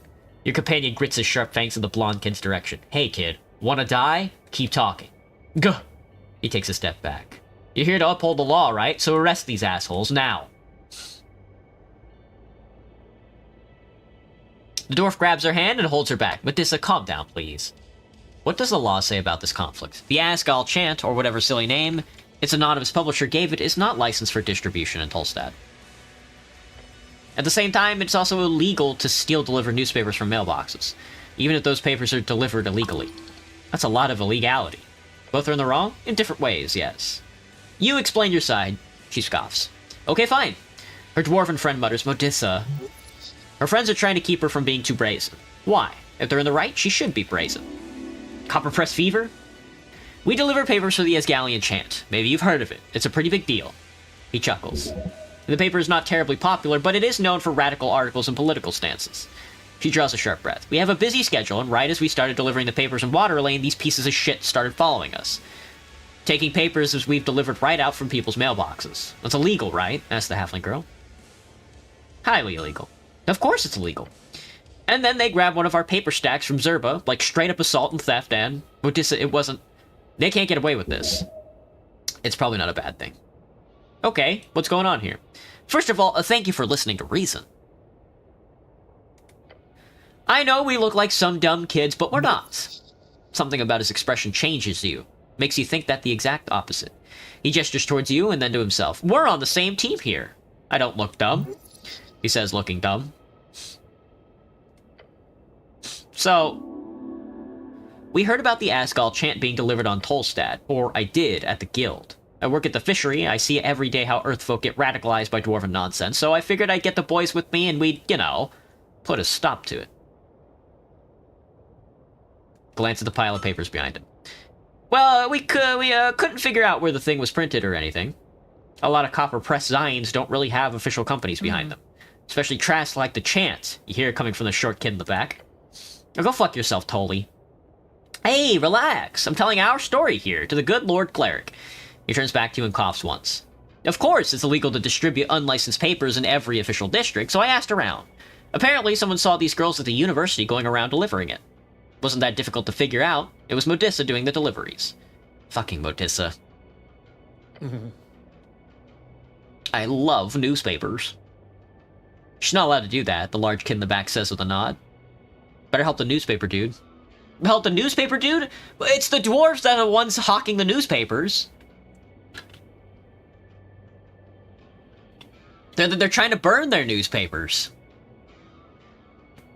Wait, you guys know each other? There's history here? They don't like you, do they?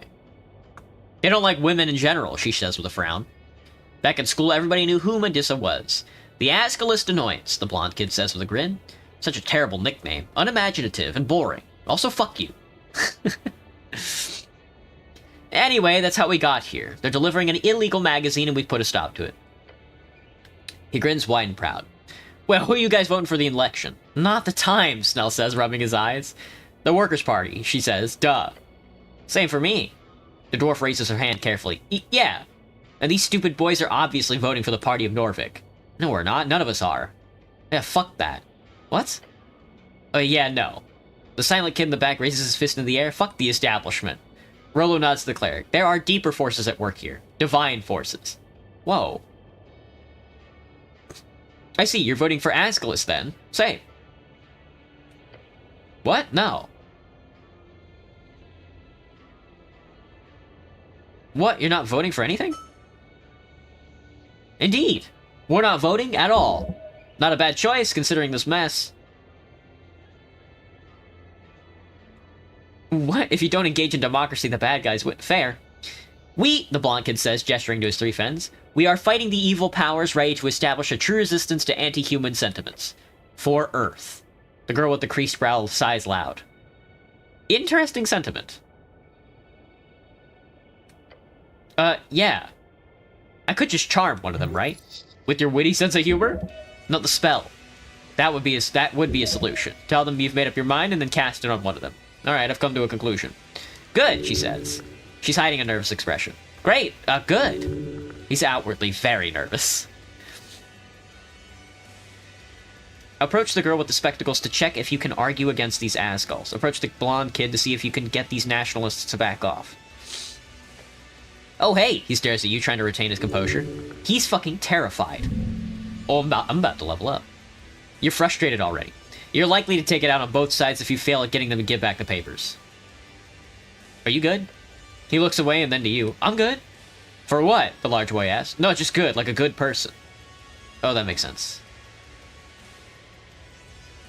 Wave your finger in front of his face. He flinches. Stare at him. His pores are sweating. This kid is horrified by your helmed presence. I spoke with Rollo's younger brother. Rollo's younger brother is the kid selling papers, I think. Alright, well, a DC 9 couldn't be tough, should it? Natural 20, folks! It's a natural 20!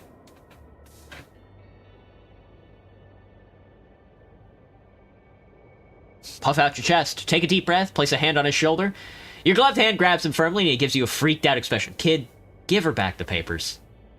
He mutters, trying to form an argument. No. Stay quiet. He glares at you. Give back the papers. He glances away. You can see his mind working behind those wide eyes. Then he slowly nods. Rollo snatches up the stack of papers and tosses them over to Medusa. She catches them with an oof, accompanied by a foul expression. Grumbling, the boys then leave Water Lane. Gods be damned. The three girls collect themselves for a second. Shit. Yeah, wow, that was scary. Mr. Cleric, thanks. Yeah, thanks a lot. You're a good cause. Keep at it. Will do. And if you want to help out, come by Simi's apartment at the Holes. As long as you're a friend, you'll be welcomed. Within a minute, they've disappeared, leaving Water Lane a bit less rowdy than before. I'd say that was the right choice, even if those girls seem shady as well. Now, let's get out of here.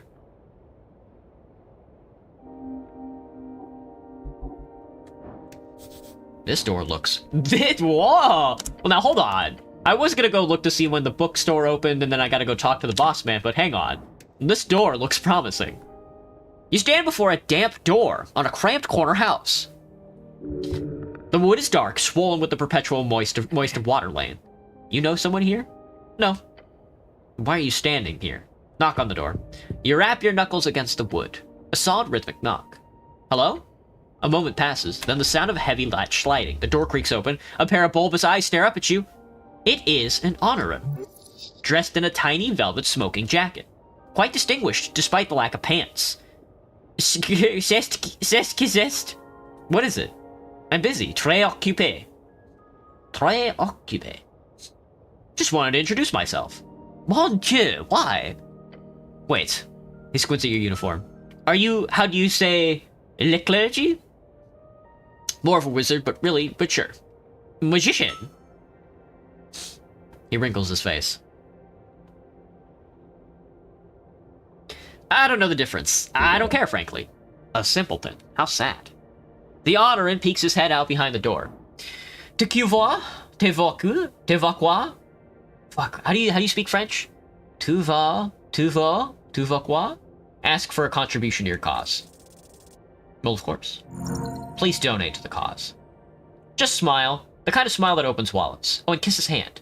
My good sir, surely a gentleman of your stature supports the arts, or the holy cause. Ah, flatterie.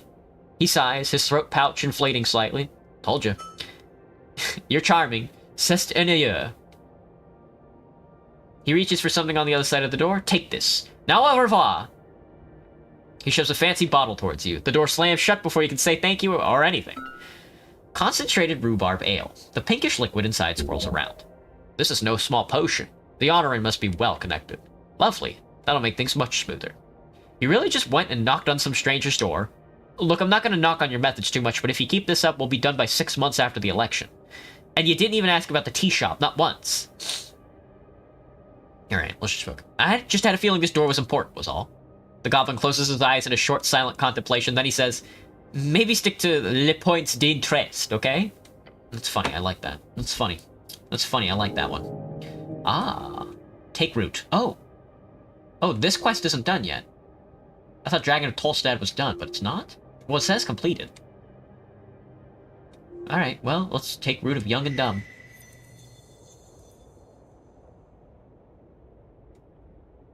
Trouble brewing. Young women running around the streets slinging Asgulus propaganda to unsuspecting citizens. Boys causing chaos in the name of some hapless magazine-inspired rebellion. This can't be tolerated. It really can't. It really can be. What? The youth are attempting to get political. They're learning as they go. That kind of looseness will bring order to its knees. It's all... The Asgal youths did nothing to warrant that such pushback. This era is one of communication, ideas, interchanged freely between a populace of free-minded thinkers, folk dreaming of an egalitarian potential. However, the problem lies with the unfortunates who break and sear Fulcarian thought with reckless unkindness.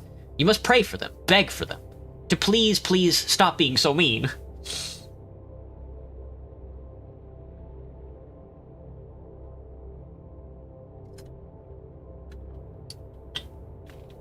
You really think that would work? One can wish.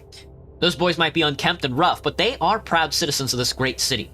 They are performing a service, albeit a crude one, one beyond the realm of law. But the youth Asgulls, they are even more unlawful, to a much steeper degree. The Asgal girls were just doing a technical criminal crime. The boys were doing multiple literal actual fire-related crimes. It is a morality issue, not a legality issue. You weigh morality upon the shoulders of ideology in this case. You see that, do you not? The only shoulders being weighed upon here are your manly, bulging, muscular traps. What has happened here is a complication upon society, a representation of the wider culture. Young men are drawn towards the rough, downtrodden world of the dreamers, the hope of a national unity through an Earthian story, one of leadership and honor, but without that guiding star, there is no such singularity, no control, no wise king to bend the knee to.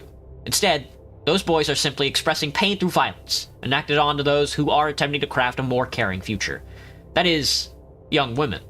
They, as opposed to young men, are drawn towards a more social type of unity, with welfare and Asgalian flattened hierarchical structures.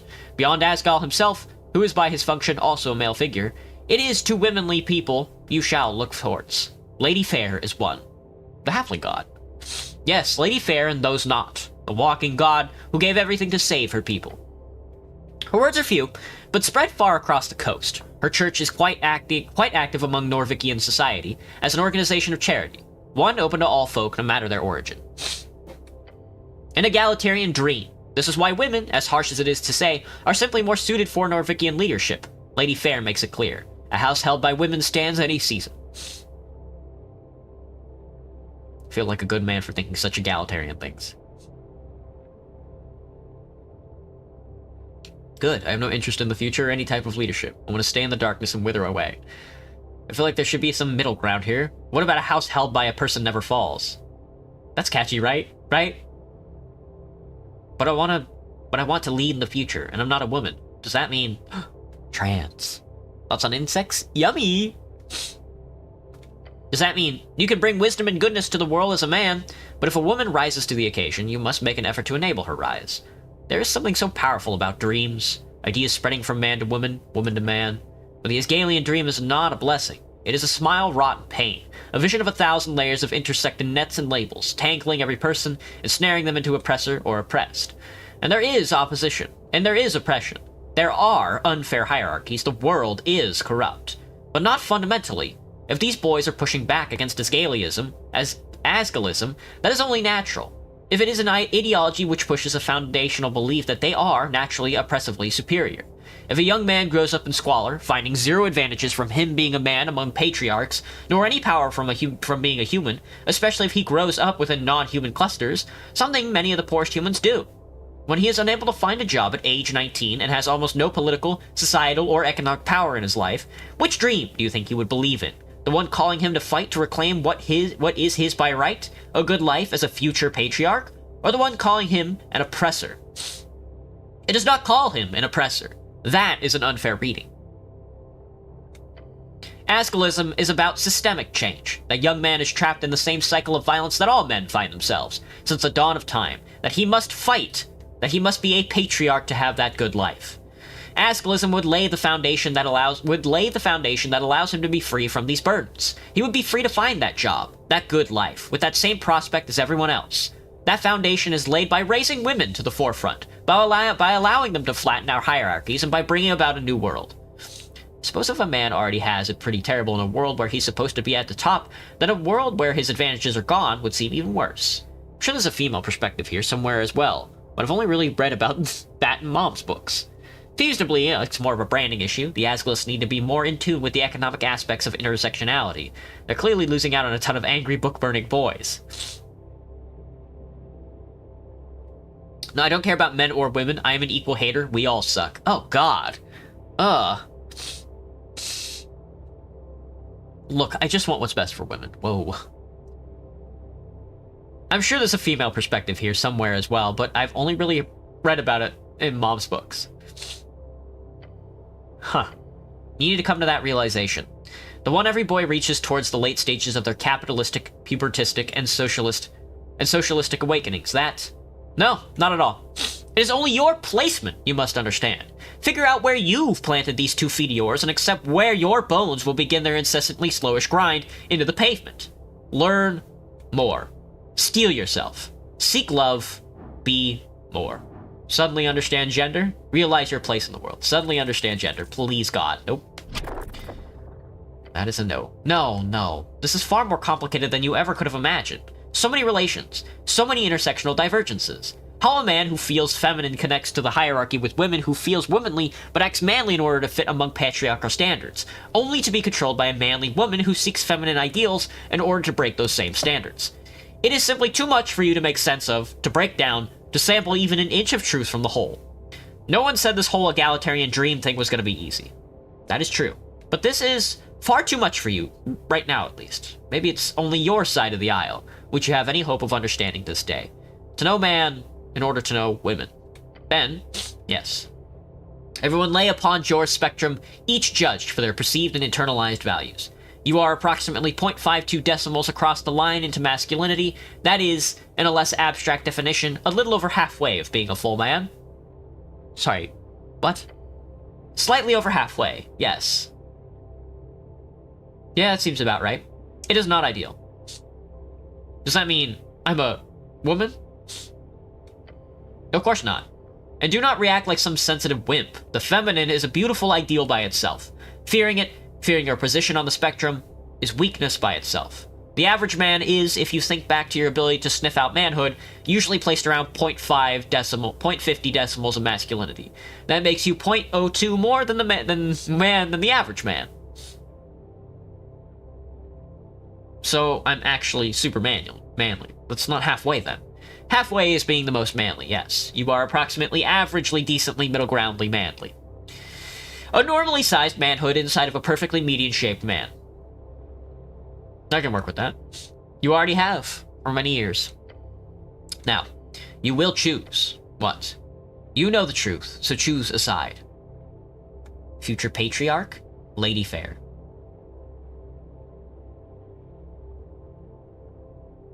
What does feminine and masculine mean in this context? It means where the target land on Jor's gender spectrum. They will always be on one side of this esoterically decided middle point. If you disagree with that judgment, take it up with Jor. You can't do that. Jor is dead. That's what they tell you, yes. Which should I choose? Like, which one would be the most useful? In all honesty, you must think of this as a representation of your future struggles. In other words, the person who blew up the tea shop, the one you must discover, will it be a man or a woman? It could be either. A man. A sorcerer would surely be able to sling such esoteric force, but a man is more likely to enact it. Alright, well, tell me about Lady Fair. The halflings built a religion out of feminine love. You can do something similar. Extra proficiency in roles when speaking with feminine characters. Oh. A brotherhood, a patriarchy, a good and just world, it is within your grasp. Extra proficiency in roles when speaking with masculine. I'm ready to make a decision. Do so. Stand tall. Do not be afraid. Well, I'm gonna pick Lady Fair. It is done. The feminine has entered into your body, your soul, your blood. Be kind to all. Be slightly less confused about gender. God in heaven, man. Well. Look who fucking leveled up. Look who fucking leveled up, dude. Alright, let's pickle.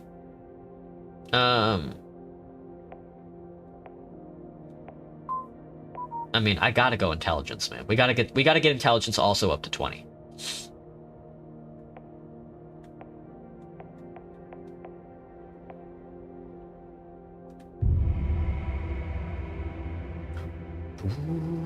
Oh, guess who has 2 level 2 spell slots?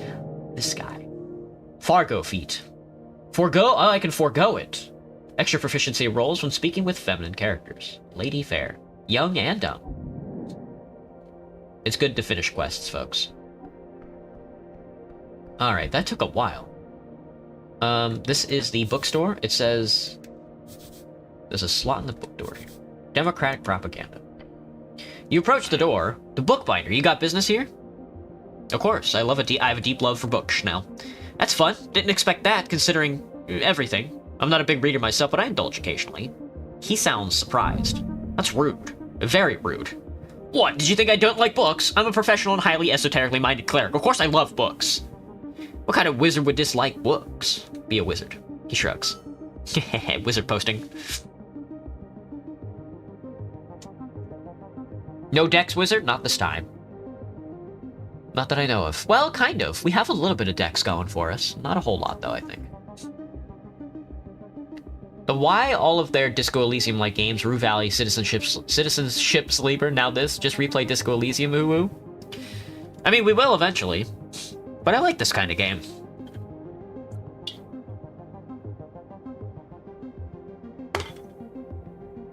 So what? I'm an illiterate ape wizard. Those haven't existed since the Fade era. I don't know about that, but I learn something new about you every minute, it seems. Maybe we shouldn't just stand here talking in front of a shop. You knocking or leaving? Within seconds of the knock, the slit on the door slides open. Beyond, you see a pair of large yellow eyes glaring at you. Hey-o! Is this pest control? The eyes quickly tilt to the left. No. Oh! The eyes push closer to the slit in the door. As they do, a bush of gray feathers pokes out. A bird folk. A cleric. No, a wizard. Uh-huh. There's no denying it now. You are a wizard. The bird man behind the door ruffles his feathers. Shen Yelan is my name. And if you're not pest control, I need nothing from you. Please leave. I've ruined my prayer book. Can you fix it? Prayer book, yes. I've seen quite a few. Drop inside, I will take a look. Drop it in. Oh, I lost my ruined prayer book. Yes, horrible. Salt water, left swollen. You could have avoided the worst of this if the drying process had been handled better. I will rebind this foul mess for you. How much will it cost? We will see. Depends on the process.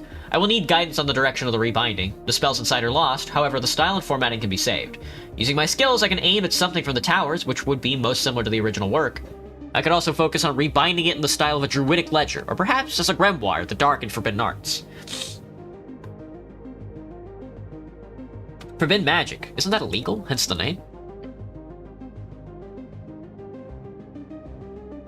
I'm a registered spellcaster in your city. He lets out an annoyed bird sound. That gives me the rights to handle any magical components and tools, no matter the outcome, as long as I do not cast it myself. Thus is your law written. Sounds profitable. It is indeed. You know druidic stuff. I have many customers, including the various druids in this city. They have an aversion to modern practices themselves, hence my services are well appreciated. Have you worked on many clerical tools? Yes. I'm not an official merchant of the towers, but many come to me for better prices and better service, despite how little most clerics enjoy working with my kin. That's terrible. I'm not like those other clerics, I promise. I do not care. I am not your friend. Now make a choice. Just remake it as well as you can with the original intention in mind. Choose an intelligence upgrade. Make it a primal druidic ledger. Choose a wisdom upgrade. I want it to be full of forbidden magic. Choose a charisma upgrade. That will do. Return tomorrow, not while the sun rises. I am either resting or working intently during these hours. Sun, the light of day, the great source of power that moves alone across the sky over the day. It follows a different pattern of movement in each band and with different intensities. In Ascani, it is small and moves quickly. Anything else you want, or will you leave me to work? You want to go for a drink in the tavern later? No. Be stern. Are you a scholar? Oh, you're interested in the arts. Yeah. I was trained in the knowledge back in Three Wings. I know many things, but no time to talk or share. Busy. If you want scholarly teaching, go speak with the upstairs neighbor. The gnome never stops talking. Who? Just go upstairs. This door's always open. Why do you need help from the pest control guild? Rats! Oh. They're awful. Keep spawning out of the sewer pipes. Yeah, the PCG should really take a look at that. Yes! He lets out an angry bird noise, but the bastard guild leader, Tor Limb Slip, keeps telling me they don't have time. No time? Thoughts on dead skin? Big fan. Tasty, tasty. Hey, dum-dum. My seventh sense is tingling. They have a dozen teams running around the city. No time. I've heard the big problem is that they cannot get anyone to do pest control missions at 1-star levels. The PCG has a ranking system based on the danger of any particular pest they handle. Of course, rats would be a 1-star problem. The halfways, we haven't relied on the PCG for years. They just don't have the time for anything over a 2-star danger ranking. It is very annoying. I've looked into it, and the problem is the pest control team that joins the mages only take 1-star missions for a couple of weeks. Then they quickly start focusing only on higher paying tasks, and all the actual normal pests keep on spreading throughout the city. It's ridiculously idiotic system. So while all the mimics and monsters keep getting slayed, nothing is done about these damn rats. Mimic is a horrifying shape-shifting monster, capable of copying the looks of any object it discovers, although with some size limitations, depending on the type. If you touch it, you'll get stuck and probably eaten. The Pest Control Guild uses a legendarily poor design. Entirely due to it being a public thing, of course. Had it been privatized from the start, the bird takes a few breaths after his rant. Worst part, my nephew has a team himself. The White Doves, they're called. And I've tried sending messages to him also, but he just says the same thing. Too busy, too busy. I could take a look at it. It does kind of sound like a quest. If you do, I'd be very happy. The rats seem to come from the sewers connected to the city below. I could join the PCG. The Owlman scoffs. Sure, and then you'd go and take on all the big and scary monsters that crawl up into the city, ignoring all the actual pests just to get the payday. No way, I'd work my ass off trudging through the sewers, catching rats for a barely nothing payout, all for the satisfaction of a hard day's work. Really? Yeah, I'm that good of a guy. Well, if everyone was like you, the city would be a better place. Well, tell me about your nephew. He calls himself Valerian Windrider. That is the Norvikian way of saying his name. He's also active within the Free Strider Party, if you're interested in throwing a vote for one of my fellow Owlkin. He works with one of those filthy Yobus, which I'm not happy about. Oh, and a halfling. A cleric, in fact, of the Lady Fair Church. Well, that's interesting. Thank you for telling me about them. You are welcome. Well, good luck with that. Thank you for your time. Look who completed another quest. Somewhere. No, I have not. Did I get rid of the quest? Where is it? Where's my fucking spellbook quest? There it is. You found a bookbinder in Waterlane. He'll fix up your prayer book, but you'll have to pay 250 crowns for the job, and it'll take him till the next morning. Or rather afternoon, since he's an owl. They seem to be nocturnal, or maybe it's a bookbinder thing. Be fucking judgy. Well, I have 72 gold. I have 72 gold.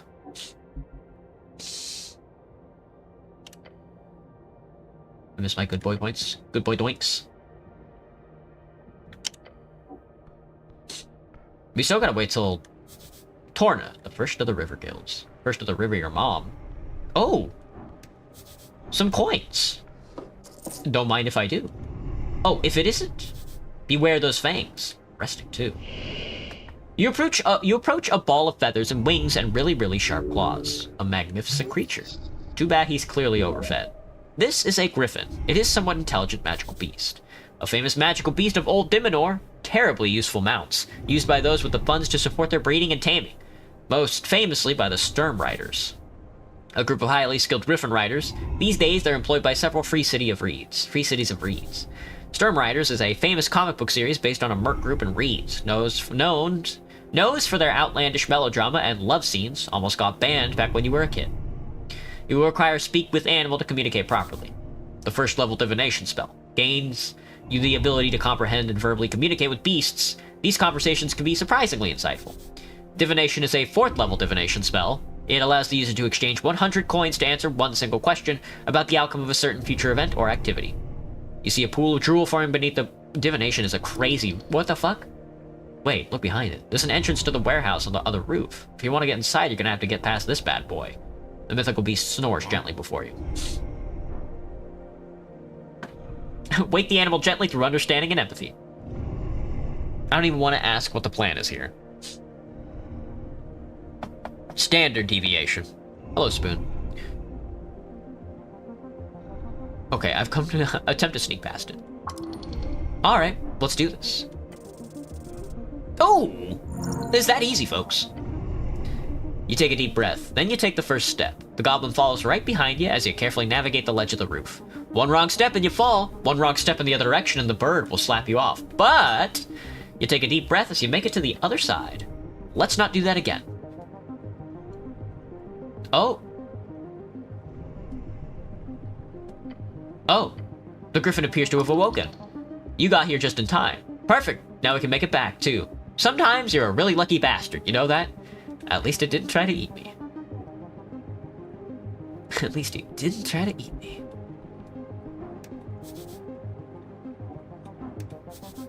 A crate full of ruined fizzy drinks. One of them seems to be fine. Oh, I forgot. I got a purple potion. An Ascani Classic contains a fizzy drink that tastes just like ale with none of the downsides, so it's actually okay for you to drink this since it's non-alcoholic. Grants a minor charisma increase for a week. A week? Doesn't this game only last 4 days? A refreshing beverage, blessed by divinity. Why else would it burn so good? Minor constitution increase for a week. Why wouldn't I just drink these? This game lasts longer than a week?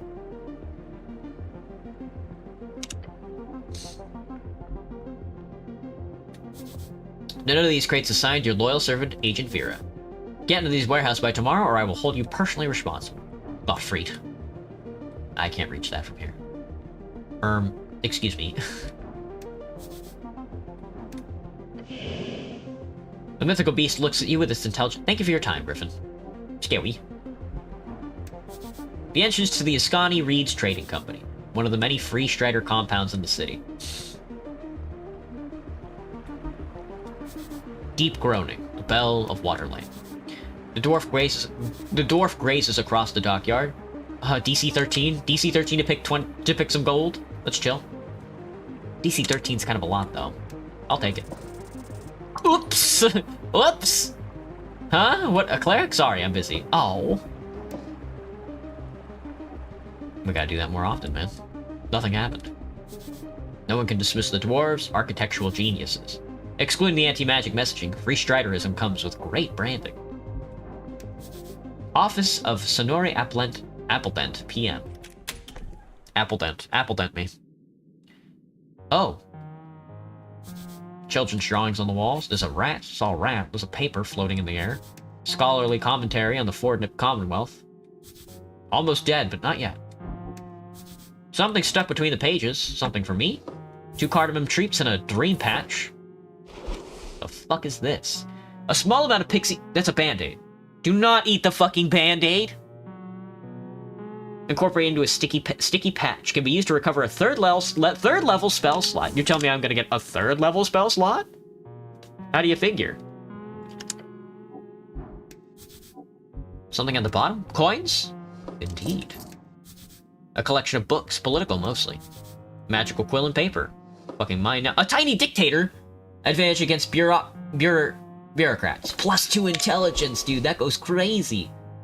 Let me see. Dampens high damage. Ooh.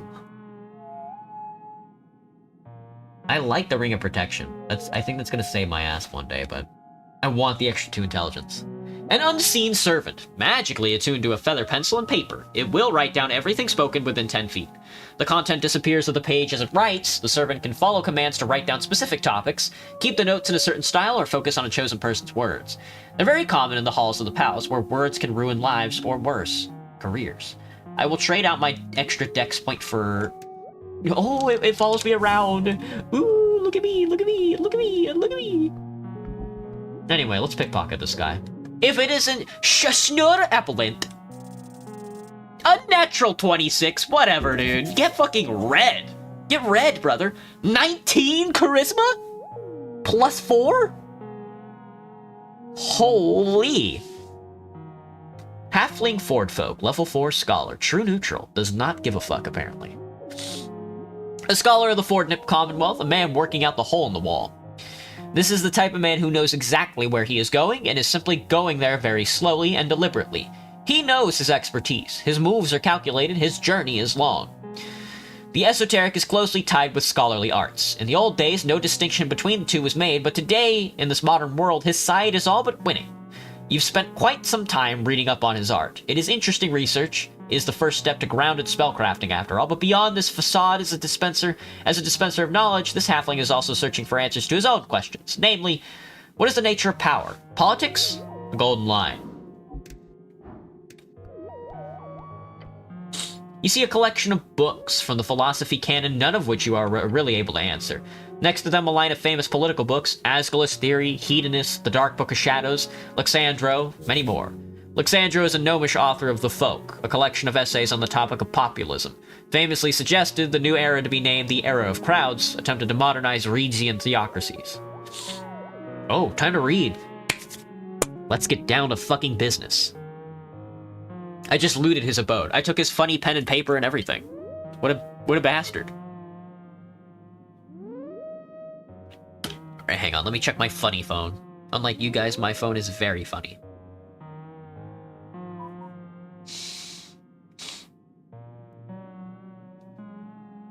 Open the Folk by Lexandro. Lexandro.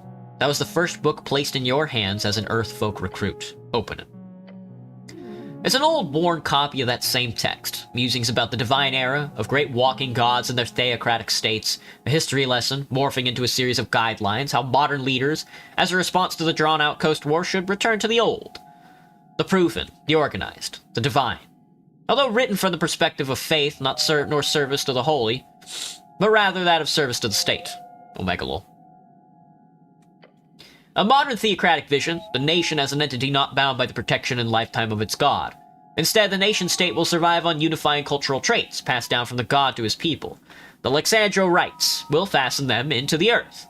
This, Lexandro writes, will fasten them into the earth, creating firm groundings for the states to exist beyond any others. The late chapters go on to describe his dream of a millennium empire, his grand plan, a nation to survive the passing of eras. A collection of ideas he gathers in this dream, an ideology structured around order, without the weakness of monarchy, the chaos of democracy, the esoteric dependence of magocracy. The Millennium Empire, the fascist ideal. Dangerous ideas. Fascism has led many cities astray and reads. Whatever your thoughts are, this book is used to reshape the city. You live in fear of where its path will lead. Just remember, it was written by a gnome. It was what? Lexandro was a gnome. He tried using the so-called Fasci de Condatari, the great mercenary warlords of Old Dimenor, to bring order to the neglected parts of the band. He was, however, ultimately destroyed by the same warlords he created when his followers failed in their coup of Savolini, the third biggest free city in Reeds, known for their divine roots, naval expertise, and vineyards. One of the few cities that retained a religious base during the Arcane Era. They made him fucking Italian, brother. They made him fucking Italian. The gnomes are Italian. Ironically, the responsible squad reportedly did not realize who they killed at first. They had simply been hunting down any non-humans in the city. This was not openly spoken about during your training, but yes, it is true. Something to ponder. That is indeed very ironic. Indeed it is. Put the book away. I'm done. I'm done for now. Oh, fuck, dude. Oh, fuck, dude. This game is so fucking good. This game is so fucking good, but I have a life to live, and I hate it so much, dude. I want to play the funny video game. I want to play the funny video game, dude. I want to play the funny video game. But alright, everybody. That's gonna be it for me tonight on Esoteric Ebb. I have so much to do tonight. I'm gonna go fry up some chicken, take it over to my friend's place, have some dinner with them, and then I have to write a whole paper, or I have to write an outline for a paper. Oh, God in heaven, please save my soul. It's gonna be rough. With that being said, I'm gonna wait for the song to start. I'm gonna wait for the music to start, and then I will take off. Yeah. I hope everybody has a good night. I will see everybody tomorrow for Plants vs. Zombies 2, Garden Warfare. I hope Cherry's happy about that. Yay! Goodbye, everybody. Have a good night.